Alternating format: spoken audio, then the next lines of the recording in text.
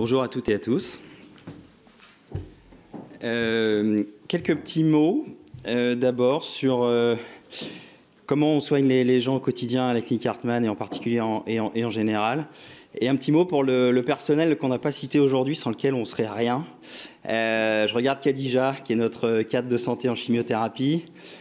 Toutes nos infirmières, nos infirmiers, nos aides-soignantes, nos préparateurs en pharmacie, qui tous les jours préparent les traitements sur mesure pour nos patientes et nos patients. Les kinésithérapeutes qui sont ici. Voilà, sans tous ces personnels, on ne ferait rien du tout. Et nos assistantes également. Marie-Ange Verino est là, c'est l'assistante de Didier Bourgeois. Linda Jacobi, qui est mon assistante. Tout ça, c'est des liens qui sont formels ou informels, mais qui parfois constituent aussi une deuxième consultation après la nôtre. Et puis, beaucoup de coordination sur les rendez-vous, les dates de traitement et puis l'ordre des traitements entre nous.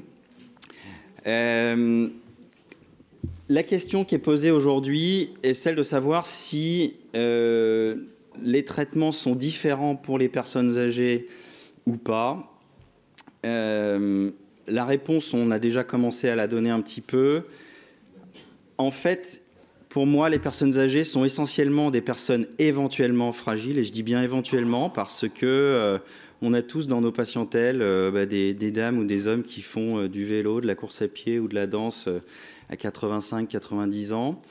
Et l'enjeu, finalement, c'est de dépister ces éventuelles fragilités. Mais je dis bien éventuelles parce qu'elles ne sont pas toujours là et il faut vraiment aller au-delà de nos préjugés dans nos pratiques et des préjugés parfois des familles. Et c'est très important parce qu'il y a beaucoup d'idées préconçues, que ce soit sur la personne en particulier ou sur nos traitements. Et il est vrai qu'un des problèmes qu'on a est que l'image des traitements utilisés en oncologie est souvent datée, parce que c'est vrai que dans les années 80, les traitements étaient très très durs. On avait beaucoup moins de traitements pour limiter les effets indésirables, beaucoup moins de soins complémentaires ou de supports. Et il y a aussi cette image qui est à faire changer. Et évidemment, si on soigne des personnes âgées, elles sont beaucoup plus susceptibles d'avoir une image datée de nos traitements. Et il faut essayer de casser cette image. Alors, en oncologie, on a beaucoup l'habitude de soigner les patients fragiles.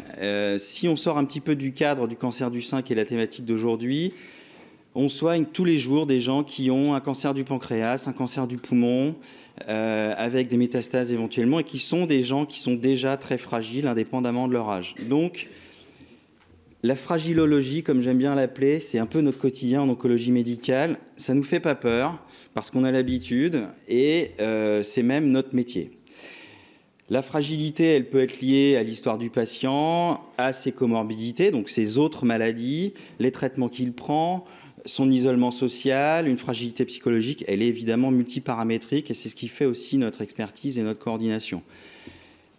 Donc on a vraiment l'habitude de ça et je ne pense pas que les personnes dites âgées soient une spécificité par rapport à ça. C'est simplement qu'on est un petit peu plus amené à réfléchir sur quel traitement on peut proposer, à quel moment et selon quelle stratégie. Il y a aussi un élément qui est très très important, c'est que il faut vous faire participer à la décision. Il y a 15 ans, 10 ans, 15 ans, 20 ans, on était dans un modèle qui était extrêmement paternaliste, où on vous disait « voilà monsieur, voilà madame, si vous voulez faire le traitement, c'est celui-là et pas un autre. Si ça ne vous plaît pas, vous sortez. » Je schématise un petit peu, mais c'est un petit peu ça. Aujourd'hui, et en fait c'est le cas à tous les âges, même à 40 ans, on est dans quelque chose qui est dit autonomiste, où on est là pour vous expliquer les choses, vous dire quelles sont les éventuelles options, ce qu'on peut faire, ce qu'on ne peut pas faire, quels sont les effets bénéfiques attendus, quels sont les effets indésirables attendus, et essayer de vous donner les informations les plus appropriantes pour prendre votre décision. Et c'est ça finalement aujourd'hui l'oncologie. C'est pas uniquement se réduire à un rôle de chimiothérapeute. Parfois on m'appelle chimiothérapeute, je récuse complètement ce terme. C'est finalement être médecin, discuter, décider ensemble et prendre une décision conjointe avec nos collègues sur ce que nous, on peut vous proposer, avec éventuellement quelques options. Et puis aussi, tout simplement, construire le projet ensemble, accepter vos refus, qui sont normaux parce que les traitements parfois sont très durs, et se positionner par rapport à ça, dire voilà, vous avez eu l'information qu'il fallait, votre refus est motivé, il est clair, on sait qu'il est solide, donc on avance à partir de là, on ne vous juge pas. J'ai eu une fois une patiente qui m'a écrit un email en me disant « Est-ce que vous acceptez de continuer à me soigner si je refuse ce traitement ?» J'ai été choqué par la question. On n'est pas là pour vous juger, on est là pour vous aider à faire des traitements ou ne pas les faire et puis avancer ensemble. Alors, il y a aussi une chose, c'est qu'il faut raisonner toujours avec beaucoup de bon sens.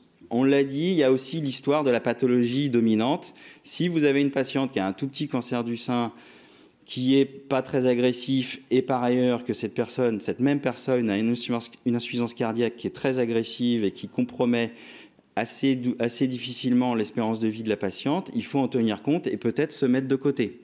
Ça ne sert à rien d'être trop invasif si le cancer n'est pas la pathologie dominante. Donc il faut tout simplement avoir beaucoup de bon sens. Après, on peut rentrer un petit peu dans les éléments techniques. Les traitements dont on dispose en oncologie sont essentiellement la chimiothérapie, en oncologie médicale j'entends, la chimiothérapie qui peut être par voie orale ou par voie intraveineuse, les thérapies dites ciblées et les hormonothérapies aujourd'hui. Si on prend la chimiothérapie, effectivement, il faut évaluer la fragilité des patientes pour essayer d'avoir un petit peu une idée de la météo de ce que pourraient être les effets indésirables et surtout évaluer les avantages qu'on en attend. Si on dit à la patiente, voilà, on vous propose un traitement, une chimiothérapie préventive pour limiter la rechute et qu'on attend 4 ou 5% de réduction du risque de la rechute, il faut que ce soit dit parce qu'il y a des gens pour qui 4% ça va être énorme, qui vont vous dire moi je le fais à tout prix parce que 4% pour moi c'est très important. Puis il y a des gens qui vont vous dire attendez 4% vous me faites rire. Je ne veux pas de votre traitement. Et on les comprend. Et donc, on avance à partir de là. Alors, aujourd'hui, on a donc des chimiothérapies qui sont toujours par voie intraveineuse ou par voie orale. Beaucoup de traitements se développent aujourd'hui par voie orale. Ça peut être bien et ça peut être moins bien. Il faut l'évaluer. L'avantage, c'est que c'est un petit peu moins lourd en termes de venue à l'hôpital. L'inconvénient, c'est que la dose effectivement reçue par les patientes est un petit peu moins bien maîtrisée. Donc, il faut étalonner au fil du temps.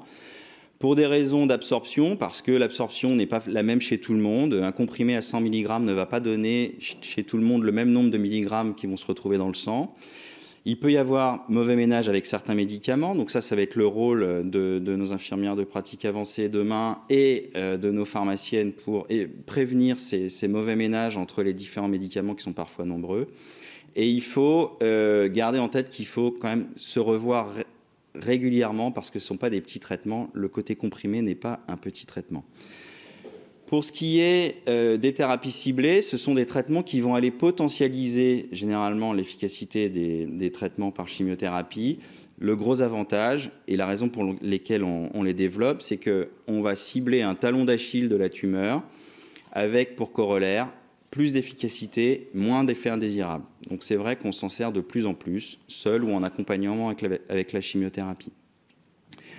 Pour ce qui est des thérapies orales dites ciblées, avec l'hormonothérapie notamment, aujourd'hui on a des médicaments qui allongent la durée de l'efficacité de l'hormonothérapie. Le gros avantage, c'est que ça retarde ou même ça supprime le moment où on débute de la chimiothérapie, ça potentialise, ça augmente l'efficacité du traitement au moment où on le prend, donc on a plus rapidement d'efficacité et ça dure plus longtemps. Le corollaire, c'est qu'il peut y avoir des effets indésirables un petit peu plus importants, avec une chute des cheveux, il faut vérifier la prise de sang un petit peu plus souvent et quand même se méfier des effets indésirables potentiels. Donc tous ces traitements sont évidemment décidés de manière collégiale tous ensemble, on l'a dit, le lundi matin avec nos collègues, et puis aussi beaucoup avec vous. Et je crois que c'est le principal message que je dirais, c'est qu'aujourd'hui, de plus en plus, les décisions sont partagées. Elles ne sont pas forcément univoques. Si elles le sont, on est aussi là pour vous le dire, en disant, écoutez, non, là vraiment, il faut le faire. Il ne faut pas refuser le traitement, c'est vraiment très important, vous allez en tirer un bénéfice. Et puis parfois, c'est une histoire d'équilibre à trouver. Pour ce qui est des préjugés, deux petites histoires. Une patiente qui n'avait pas un cancer du sein, mais qui avait un cancer de l'ovaire que j'ai rencontré à l'âge de 92 ans, Elle avait du liquide dans le ventre, ça s'appelle de l'acide. Elle était très, très, très gênée par cette maladie. Et tous les médecins qu'elle avait vus lui avaient dit bah, écoutez, voilà, on ne peut rien pour vous, on ne fera rien. Et Simone, elle s'appelait, pour reprendre la technique de Muriel, ici présente. Et Simone, elle était très, très gênée par son acide. Elle me faisait beaucoup penser à ma grand-mère. Et en fait, on lui a fait des toutes petites doses d'une chimiothérapie qui s'appelle le carboplatine, à raison d'une perfusion toutes les 4 à 6 semaines. Et son acide a vraiment quasiment disparu. Et Simone, elle était très contente. Donc, la vieillesse n'est pas une question d'âge. Nous, on est là pour repousser aussi les limites des préjugés, en avoir le moins possible. Et puis avancer ensemble et ne pas faire quand il ne faut pas faire. Une deuxième histoire, c'est l'histoire d'un patient qui avait un cancer de la verge métastatique et pareil, il avait vu 2 autres confrères qui lui avaient dit qu'on ne pouvait rien pour lui. Et aujourd'hui, il est en rémission complète sous immunothérapie et il vient de fêter ses 100 ans au mois d'août. Donc, si vous voulez, il faut toujours avoir de la perspective. Alors évidemment, il y a aussi des gens qui arrivent où on dit bon bah c'est pas possible de faire des traitements, ça n'a pas de sens. La nature est ainsi faite qu'un jour, on est tous amenés à disparaître. Donc, il faut aussi savoir connaître ses limites. Mais pas avoir d'idées préconçues. Je crois que c'est vraiment le message de la matinée. Soigner tout le monde. Pour se faire une idée, il faut voir les patientes. Donc, il ne faut pas qu'il y ait de pré-exclusion dans nos circuits de traitement. Ça, c'est une chose qui est très importante. Je pense qu'il faut qu'on voit les patientes en consultation parce que nos réunions de concertation... c'est vrai que c'est bien parce que c'est un circuit froid de décision, donc ça nous permet aussi de réfléchir un peu à froid, mais il y a un moment, il faut aussi voir les patientes et puis décider. Alors, on a évidemment des scores, je ne vais pas rentrer dans les détails, mais on a des scores qui nous permettent d'évaluer la fragilité des patientes et des patients. Et aujourd'hui, on vous fait participer. Avec nos logiciels, désormais, on vous fait remplir des questions avant la consultation. Et le but, c'est que le maximum de choses soient préparées en amont. Donc le fameux questionnaire G8 pour le citer, désormais il peut être répondu par la personne elle-même ou par l'entourage en amont de la consultation. Et tout ça, c'est du temps qu'on va gagner pour faire de l'humain en consultation. Moi, je dis toujours numériser tout ce qui peut l'être et faire de l'humain au maximum pour avoir du temps pour ce premier rendez-vous qui est toujours central dans nos prises en charge. C'est essentiellement ce que je dirais aujourd'hui, beaucoup de bon sens et un petit message que je dédie à ma mère, qui est le docteur Chambaz, qui s'arrête aujourd'hui après 40 ans de gynécologie médicale. On va en avoir besoin. Voilà, un petit salut pour elle. Merci.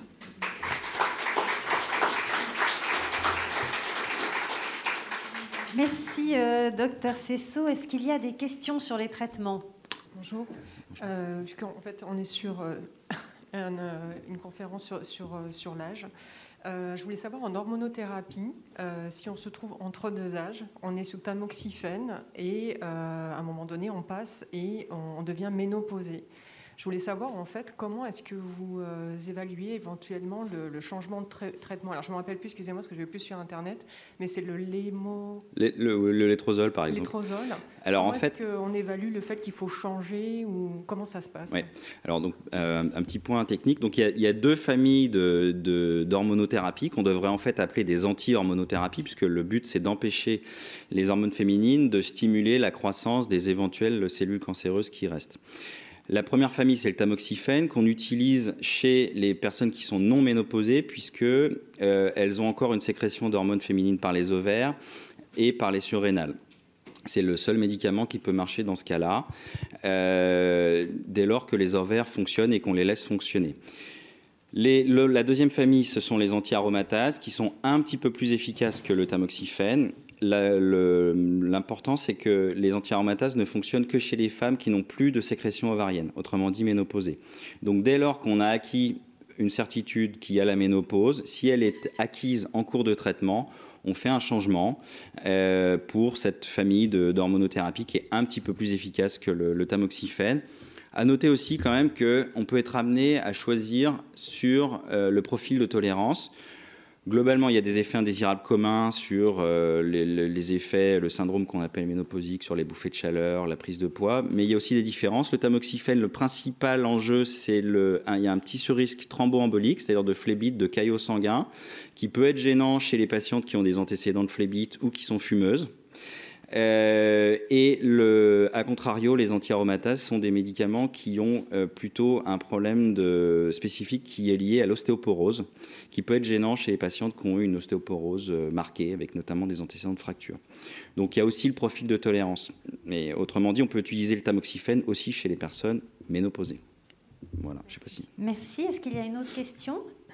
Moi, c'était pas une question, c'était plutôt une réflexion. Parce que tout à l'heure, vous avez dit, ouais, bah, puis quand il n'y a plus de traitement, c'est râpé. Vous ne l'avez pas dit comme ça, mais à peu près comme ça, aussi violemment que je suis en train de le dire. Et puis, on s'aperçoit quand même dans la vie que nous aussi, on a tous à un moment donné dit, bon, bah, quand ça sera râpé, c'est râpé, et puis je laisse faire. Moi, je me souviens, je disais, fauteuil roulant, jamais. Et puis maintenant, je m'apprends du fauteuil roulant, puis que je le prends pour aller dans les musées et tout, je dis jamais plus le fauteuil roulant, ça, zéro. Donc, ça veut dire que vous aussi, il va falloir que vous nous aidiez à accepter le fait que peut-être qu'il n'y a plus rien et ou qu'il faut qu'on s'accepte comme ça. Et je pense que c'est pas facile pour vous, mais pour nous, ça c'est souvent encore plus difficile parce que c'est nous, quoi. Alors, c'est clairement un sujet. Ne rien faire, c'est faire quelque chose. C'est pas parce qu'on fait pas de traitement qu'on arrête de vous soigner, loin de là. Je me suis peut-être mal exprimé, bien sûr. Et on le dit d'ailleurs, hein, on continue à soigner les patientes même s'il n'y a pas de traitement, et encore heureux. C'est un vrai enjeu. Pour nous qui sommes, entre guillemets, un petit peu au départ techniciens, c'est probablement plus difficile de ne pas faire que de faire quelque chose. Je pense que faire quelque chose nous rassure et c'est pas forcément toujours une bonne idée. Donc il faut savoir se mesurer ensemble et puis avancer à partir de là et continuer à vous soigner, bien sûr.